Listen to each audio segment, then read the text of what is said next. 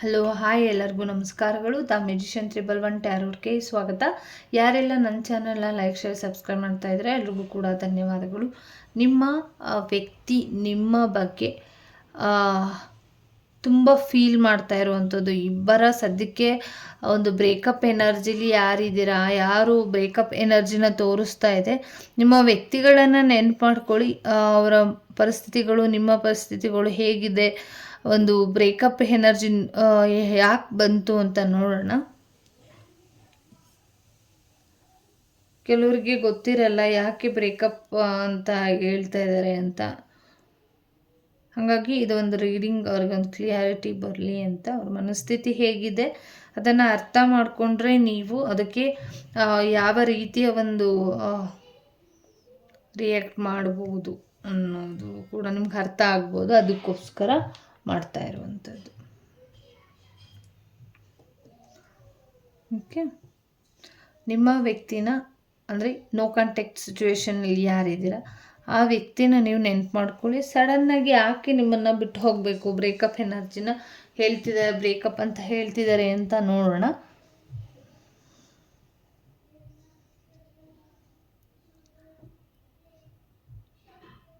ನಿಮ್ಮ ಮಧ್ಯ ಅವರ ಮಧ್ಯ ಒಂದು ರೀತಿಯಲ್ಲಿ ಒಂದು ಆಧ್ಯಾತ್ಮಿಕದ ಕಡೆ ಹೆಚ್ಚು ಗಮನನ ನೀವು ಕೊಟ್ಟಿರ್ಬೋದು. ಅವರಿಗೆ ಒಂದು ರೀತಿಯಲ್ಲಿ ಅದು ಇರಿಟೇಟ್ ಮಾಡ್ತಾ ಇರ್ಬೋದು ಅಂತ ಕೂಡ ಇಲ್ಲಿ ಎನರ್ಜಿ ಪಿಕ್ ಆಗ್ತಿರುವಂಥದ್ದು. ಮತ್ತು ಒಂದೇ ಒಂದು ವಿಚಾರದಲ್ಲಿ ಇರ್ಬೋದು, ಒಂದು ವಿಚಾರ, ಒಂದು ಮಾತು ನಿಮ್ಮ ಒಂದು ರೀತಿ ಸಡನ್ನಾಗಿ ನಿಮ್ಮ ಜೀವನನ ಅವರಿಂದ ನಿಮ್ಮಿಂದ ದೂರ ಇಟ್ಟಿರ್ಬೋದು. ಒಂದೇ ಒಂದು ಮಾತುಗಳಿಂದ ನಿಮ್ಮನ್ನು ನೋ ಕಾಂಟ್ಯಾಕ್ಟ್ ಸಿಚುವೇಶನ್ ಎದುರಿಸ್ತಾ ಇರ್ಬೋದು. ಕೆಲವರಿಗೆ ಫೈನಾನ್ಷಿಯಲಿ ವಿಚಾರವಾಗಿ ಯೋಚನೆ ಮಾಡಿಕೊಂಡು ತೊಂದರೆಗಳನ್ನು ಮಾಡ್ಕೊಂಡಿರ್ಬೋದು. ಹಾಗಾಗಿ ನೋ ಕಾಂಟ್ಯಾಕ್ಟ್ ಸಿಚುವೇಶನ್ನ ಎದುರಿಸ್ತಾ ಇದ್ದೀರ. ಬಟ್ ಅವ್ರ ಫೀಲಿಂಗ್ಸ್ ಏನಿದೆ ಅಂತಂದರೆ, ಅವರಿಗೆ ಒಂದು ರೀತಿಯಲ್ಲಿ ನಿಮ್ಮ ವ್ಯಕ್ತಿಗಳು ಯಾರಿದ್ದಾರೆ ಕೆಲವರಿಗೆ ಮಾತ್ರ ಇದು 3 ಬ್ರೇಕಪ್ಸ್ ಆಗಿರ್ಬೋದು. ಅವ್ರಿಗೆ ತುಂಬ ಹೇಳ್ಕೊಂಡಿರ್ಬೋದು, ಕೆಲವ್ರಿಗೆ ಹೇಳ್ಕೊಂಡಿದ್ರೆ ಓಕೆ, ಹೇಳ್ಕೊಂಡಿದ್ದಾರೆ, ನಿಮ್ಮ ಹತ್ರ ಶೇರ್ ಮಾಡಿದ್ದಾರೆ, ನನಗೆ ಇಷ್ಟು ಜನ ಬ್ರೇಕಪ್ ಆಯಿತು, ಯಾರು ಸರಿಯಾಗಿ ನನ್ನನ್ನು ಅರ್ಥ ಮಾಡ್ಕೊಳ್ಳೋರಿಲ್ಲ.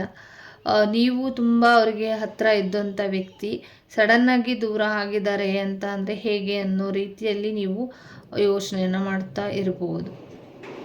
ಕೆಲವರು ಇಲ್ಲಿ ಅವರ ಕೆರಿಯರ್ ಬಗ್ಗೆ ಯೋಚನೆ ಮಾಡಿಕೊಂಡು ನಿಮ್ಮನ್ನು ಒಂದು ರೀತಿ ಅವಾಯ್ಡ್ ಮಾಡ್ತಾ ಇದ್ದಾರೆ ಅಂತಲೂ ಇದೆ. ಕೆಲವ್ರಿಗೆ ಥರ್ಡ್ ಪಾರ್ಟಿ ಸಿಚುವೇಶನ್, ನೀವು ರಿಲೇಷನ್ಶಿಪ್ ಸಿಕ್ಕಿರ್ಬೋದು. ಹಂಗಾಗಿ ಅವರು ಕೂಡ ಒಂದು ರೀತಿಯಲ್ಲಿ ಅವರನ್ನು ಒಂದು ರೀತಿಯಲ್ಲಿ ಕನೆಕ್ಟ್ ಮಾಡ್ಕೊಳ್ಳೋದಕ್ಕೆ ನಿಮ್ಮನ್ನು ಅವಾಯ್ಡ್ ಮಾಡ್ತಾ ಇರ್ಬೋದು. ಕೆಲವರು ಇಲ್ಲಿ ನಿಮ್ಮ ಜೊತೆನೂ ಕೂಡ ಕನೆಕ್ಟ್ ಆಗಿ ಸಮಥಿಂಗ್ ಬೇರೆ ಯಾರು ಜೊತೆನೂ ಕೂಡ ಇದ್ದಾರೆ. ಕೆಲವ್ರಿಗೆ ನೋ ಬ್ರೇಕಪ್ ಅಂತ ಹೇಳಿದ್ದೀನಿ ಅಂದ ತಕ್ಷಣ ನೋ ಬ್ರೇಕಪ್ ಆಗಲ್ಲ. ಇದು 2 ಸಲನೂ ಆಗೋಗಿದೆ ಆಲ್ರೆಡಿ. ಆದರೆ ನನ್ನನ್ನು ನಿನ್ನನ್ನು ದೂರ ಮಾಡೋಕ್ಕಾಗಲ್ಲ ಅನ್ನೋ ರೀತಿಯಲ್ಲಿ ಅವರ ವೈಬ್ ಇದೆ.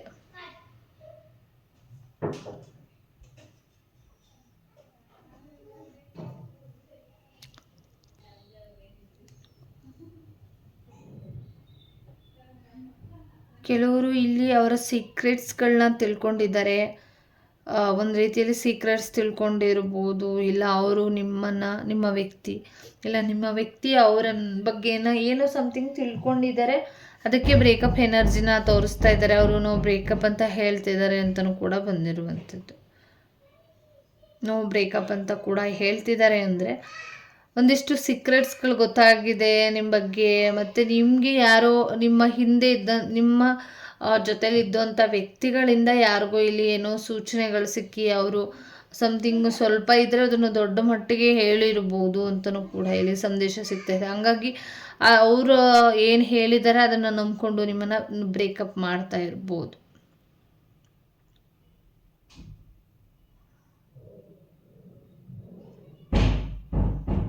ಒಂದಿಷ್ಟು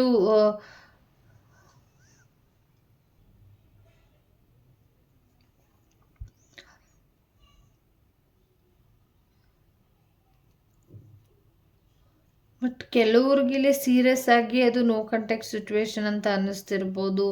ಕೆಲವ್ರಿಗೆ ಮತ್ತೆ ರಿನ್ಯೂನಿಯನ್ ಚಾನ್ಸಸ್ ಇದೆ ಅಂತಲೂ ಕೂಡ ಇದೆ. ರಿನ್ಯೂನಿಯನ್ ಕನೆಕ್ಷನ್ ಮತ್ತೆ ಆಗುವಂಥದ್ದು, ಹೊಸ ಪ್ರೀತಿ ಬರುವಂಥ ಅವಕಾಶಗಳು ನಿಮಗೆ ಇದೆ.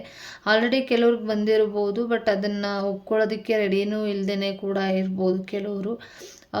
ಕೆಲವ್ರಿಗೆ ಕಾಯ್ತಾ ಇದ್ದಾರೆ ನಿಮಗೋಸ್ಕರ, ನೀವು ಸರಿ ಮಾಡ್ಕೊಳ್ತೀರಾ ಅಂತಲೂ ಕೂಡ ಕೆಲವರು ಯೋಚನೆ ಮಾಡ್ತಾ ಇದ್ದಾರೆ ಅಂತಲೂ ಇದೆ. ಕೆಲವರು ಏನು ಯೋಚನೆ ಮಾಡ್ತಿದ್ದಾರೆ ಅಂತ ಅಂದರೆ, ನಿಮ್ಮ ವ್ಯಕ್ತಿಗಳಲ್ಲಿ ಇಲ್ಲಿ ಒಂದು 50% ಯಾರು ಇದನ್ನು ನೋಡ್ತಾ ಇದ್ದೀರಾ ಅವ್ರು ಏನು ಯೋಚನೆ ಮಾಡ್ತಾ ಇದ್ದಾರೆ ಅಂದರೆ, ಇವಾಗೆಲ್ಲ ನಾಳೆ ಸರಿ ಹೋಗುತ್ತೆ ಅನ್ನೋ ರೀತಿಯಲ್ಲೇ ಇದೆ. ಬಟ್ ಸಿಚುವೇಶನ್ನು ಟೈಮು ಅನ್ನೋದು ಮುಂದೋಗ್ತಾ ಇದೆ ಅನ್ನೋದು ನಿಮ್ಮ ಮೈಂಡಲ್ಲಿ ಇರೋದು. ಬೇಗ ಇದಕ್ಕೆ ಎಲ್ಲದಕ್ಕೂ ಒಂದು ಮುಕ್ತಿ ಸಿಗಲಿ. ಯಾಕೆ ಅಂದರೆ ಅವರು ಡೈಲಿ ಅಷ್ಟೊಂದು ಟೆನ್ಷನ್ನು, ಒಂದಿಷ್ಟು ಕನ್ಫ್ಯೂಷನ್ಸ್ ಇರೋದ್ರಿಂದ ಅವ್ರಿಗೆ ಏನು ಅನ್ನಿಸ್ತಿದೆ, ಇದೆಲ್ಲ ಸಮಸ್ಯೆ ಯಾವಾಗ ಹೆಂಡಾಗುತ್ತೆ, ನಾನು ಸಮಾಧಾನವಾಗಿ ಯಾವಾಗ ಕೂತ್ಕೊಳ್ತೀನಿ, ಇದೆಲ್ಲ ಯಾವಾಗ ಮುಗಿಯುತ್ತಪ್ಪ ಅಂತ ದೇವರಲ್ಲಿ ಪ್ರಾರ್ಥನೆಯನ್ನು ಇಟ್ಟಿರ್ಬೋದು. ಬಟ್ ನೋ ಕಾಂಟ್ಯಾಕ್ಟ್ ಸಿಚುವೇಶನ್ನ ಎದುರಿಸ್ತಾ ಇದ್ದೀರಾ ಅಂತ ಅಂದ್ರೇ ಅದು ಒಂದು ರೀತಿ ಬ್ಯಾಡ್ ಫೀಲಿಂಗ್ಸ್ನ ನಿಮ್ಗೆ ತಂದುಕೊಟ್ಟಿದೆ. ಏನು ಮಾಡಬೇಕು ಅಂತ ಗೊತ್ತಾಗ್ತಾ ಇಲ್ಲ. ಫಸ್ಟ್ ಟೈಮ್ ಆ ಮಾತನ್ನು ಕೇಳಿ ನಿಮಗೆ ಒಂದು ರೀತಿಯಲ್ಲಿ ಶಾಕಿಂಗ್ ಕೂಡ ಆಗಿರ್ಬೋದು. ಬಟ್ ನಿಮ್ಗೆ ಎಲ್ಲೋ ಒಂದು ಕಡೆ ಒಂದು ಭರವಸೆನೂ ಕೂಡ ಇದೆ. ಯಾಕಂದರೆ ನಿಮ್ಮ ಪ್ರೀತಿ ಆಗಿದೆ ಅನ್ನೋ ಒಂದು ಕಾನ್ಫಿಡೆಂಟ್ ಲೆವೆಲ್ ನಿಮ್ಗೆ ಹೈ ಇರೋದ್ರಿಂದ ಅವರು ಕೂಡ ಎಲ್ಲೂ ಹೋಗಲ್ಲ, ನಿಮ್ಮ ಪ್ರೀತಿನ ಕನೆಕ್ಟ್ ಮಾಡ್ಕೊಳ್ತಾರೆ ಅಂತಲೂ ಕೂಡ ನಿಮಗೆ ಅನಿಸ್ತಿರ್ಬೋದು. ಬಟ್ ಸದ್ಯಕ್ಕೆ ನೀವು ಸ್ಟಕ್ ಎನರ್ಜಿಯಿಂದ ಹೊರಗಡೆ ಬನ್ನಿ. ಒಂದು ಸ್ಟಕ್ ಎನರ್ಜಿಯಿಂದ ಹೊರಗಡೆ ಬಂದರೆ ಒಂದಿಷ್ಟು ಅಪ್ಗ್ರೇಡ್ ಆಗುತ್ತೆ. ಹಾಗಾಗಿ ನೀವು ಅಪ್ಗ್ರೇಡ್ ಆಗಬೇಕು ಅಂದರೆ ಸದ್ಯಕ್ಕೆ ನಿಮ್ಮ ಸ್ಟಕ್ ಎನರ್ಜಿಯಿಂದ ಹೊರಗಡೆ ಬರಬೇಕು. ಎಲ್ಲೋ ದೊಡ್ಡ ಮಟ್ಟಿಗೆ ಫೈನಾನ್ಷಿಯಲಿ ಸಮಸ್ಯೆಗಳನ್ನ ಮಾಡಿಕೊಂಡು, ತೊಂದರೆಗಳನ್ನ ಮಾಡಿಕೊಂಡು ನೀವು ಅವರು ಒಂದಿಷ್ಟು ಸಮಸ್ಯೆಗಳನ್ನ ಸಫರ್ಗಳನ್ನ ಪಡ್ತಾ ಇರ್ಬೋದು. ಹಂಗಾಗಿ ಅವರು ಸದ್ಯಕ್ಕೆ ನಿಮಗೆ ಇಂಡೈರೆಕ್ಟಾಗಿ ಹೇಳೋಕ್ಕಾಗ್ದೇ ಕೂಡ ನಿಮ್ಮನ್ನ ನೋ ಕಾಂಟ್ಯಾಕ್ಟ್ ಸಿಚುವೇಶನ್ನ ಎದುರಿಸ್ತಾ ಇದ್ದೀನಿ ಅಂತ ಕೂಡ ಹೇಳ್ಬೋದು. ಇಲ್ಲಿ ತುಂಬ ಸ್ಟಕ್ ಎನರ್ಜಿ ಇದೆ. ಬರೀ ಸ್ಟಕ್ ಎನರ್ಜಿನೇ ತೋರಿಸ್ತಾ ಇದೆ. ಏನು ಮಾಡಬೇಕು ಅಂತ ಅವ್ರಿಗೂ ಗೊತ್ತಾಗ್ತಾ ಇಲ್ಲ, ನಿಮಗೂ ಗೊತ್ತಾಗ್ತಾ ಇಲ್ಲ. ಸದ್ಯಕ್ಕೆ ಸಮಾಧಾನವಾಗಿದ್ದರೆ ಎಲ್ಲ ಸರಿ ಹೋಗುತ್ತೆ ಅಂತ ನೀವು ಅಂದ್ಕೊಂಡ್ರೂ ಕೂಡ ಅದು ನಿಮ್ಮನ್ನು ಬಿಡ್ತಾ ಇಲ್ಲ.